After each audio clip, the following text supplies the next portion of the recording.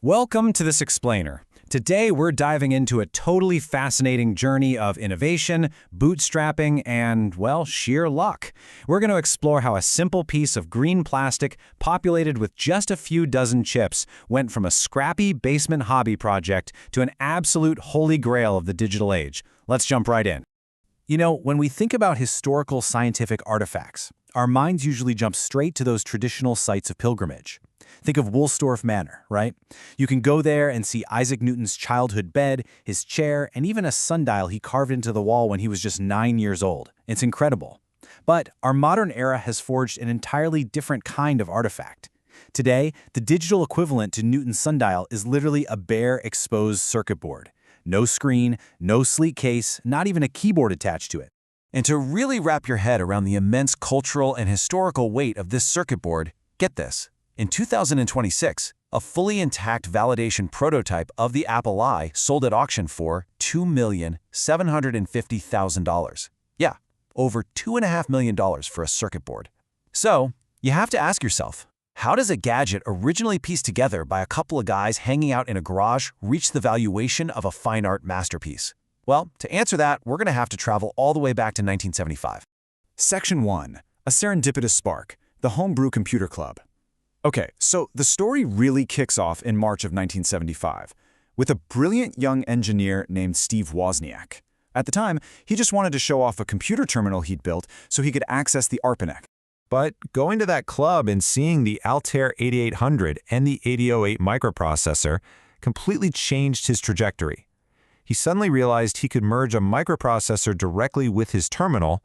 As Wozniak himself put it, he wanted a computer that was normal and human to use. He wanted to bypass those incredibly confusing arrays of blinking lights and toggle switches that computers had back then, so a user could just sit down and, actually type. Now, the economics of making that vision a reality are just fascinating. Wozniak originally really wanted to use a Motorola 6800 processor for this project, but at $175 in the mid-1970s, that was way too expensive for a hobbyist. Then, in late 1975, the MOS 6502 chip dropped for an absolutely disruptive $25. Because its architecture was remarkably similar to the Motorola chip he wanted, Wozniak quickly adopted his design. That single, massive price drop is literally what made the personal computer economically feasible. Section 2. The Byte Shop Hustle. Bootstrapping a tech empire. So Wozniak has this great design, and he actually freely offered it to his employer at the time, Hewlett-Packard. And they rejected it 5 times. But his friend, Steve Jobs, looked at it and instantly saw the massive commercial potential. And the speed of their execution from that point was just unbelievable. I mean, think about it. From the initial idea at the Homebrew Club in March 1975, to officially founding Apple on April 1, 1976, to actually releasing the Apple I that July. It was a whirlwind. And remember, they had zero venture capital. They funded the whole operation by selling off what little they had.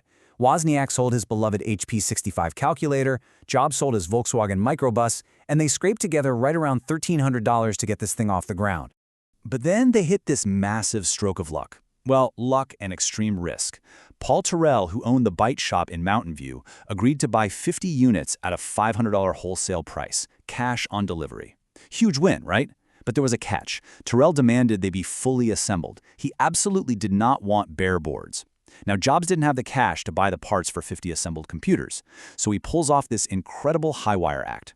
He takes Terrell's purchase order right into an electronics distributor and uses it to secure all the necessary parts on net 30-day terms, meaning they had exactly 30 days to build the machines, deliver them to the Byte Shop, and collect the cash before the bill for the parts came due. And against all odds, they pulled it off. Section 3. Inside the machine. What $666.66 bought you in 1976?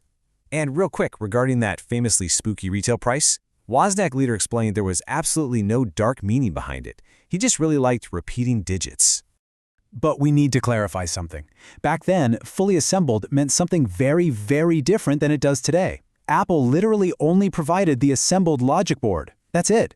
To actually use the computer, the buyer had to supply their own ASCII-encoded keyboard, a composite video monitor or a TV set with an RF modulator, 2 separate AC power transformers, and they even had to build their own case, which, by the way, is exactly why so many of the surviving units today are housed in these beautifully custom, handcrafted wooden boxes. The true genius, though, lay in the engineering baked onto that little green board. Alongside a whopping 4 kilobytes of RAM, the system featured a built-in terminal that outputted a 40 by 24 character display straight to your television. Wozniak's elegant design completely eliminated the need for a user to go out and buy an incredibly expensive external teletype machine just to communicate with the processor. Section 4. Operation and Software. Firing up the Apple I. So, let's step into the shoes of an early adopter for a second and see what it was actually like to use this thing based on the original 1976 operation manual. What made the Apple I so genuinely revolutionary for its time was this thing called the system monitor. Before this, you'd have to flip rows of physical toggle switches in these exact, tedious sequences just to load the very first instructions into a computer, but Wozniak wrote this tiny, brilliantly efficient 256-byte program and baked it right into a ROM chip, so the very moment you turned the Apple I on, it was instantly ready to accept hex commands directly from your keyboard. That said, it was still a highly tactile, very primitive experience. The manual literally instructed users to hit the reset button and then flawlessly type out an exact string of raw hex code just to test the wiring. You'd type A90020EFFF and so on. And if you got it perfect, hitting R to run would flood your television screen with a continuous scrolling stream of ASCII characters. Now, as you could imagine, typing out long strings of hex code every single time you turned on the machine got old very fast. So Apple offered a massively popular expansion, the $75 cassette interface card. This brilliant little addition meant you could plug an ordinary household audio cassette deck directly into the Apple I. Suddenly, you had removable storage. You could load up Wozniak's very own integer basic programming language in seconds, entirely bypassing all that manual hex entry and transforming the board into a truly programmable, useful machine. Section 5. The Holy Grail of Tech, Scarcity, and Legacy.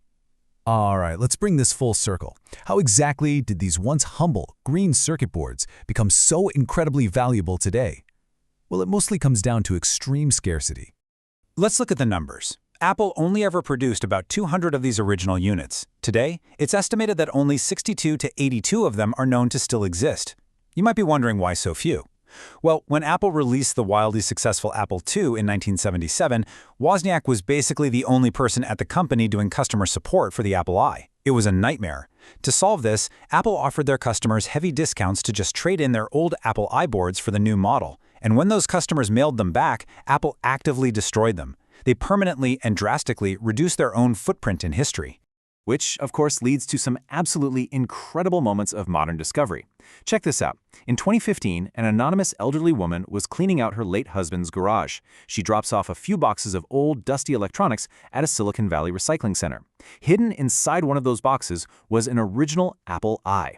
The recycling firm actually realized what they had and ended up selling it for $200,000. They literally rescued a multi-million-dollar museum piece from ending up in a landfill. It leaves us with a truly fascinating paradox, doesn't it? The Apple I was born out of this intense desire for accessible, disposable, everyday computing. Heck, Apple themselves literally threw them in the trash. Yet today, those exact same boards auction for millions of dollars. It really makes you look around at the tangled wires and forgotten, outdated devices gathering dust in your own home. What discarded piece of tech sitting in a box in your garage today is going to be tomorrow's holy grail? Thanks so much for joining me on this explainer. I hope diving into this helped illuminate the brilliant, rapid, and incredibly serendipitous origins of the Apple I. Keep learning, and I'll catch you next time.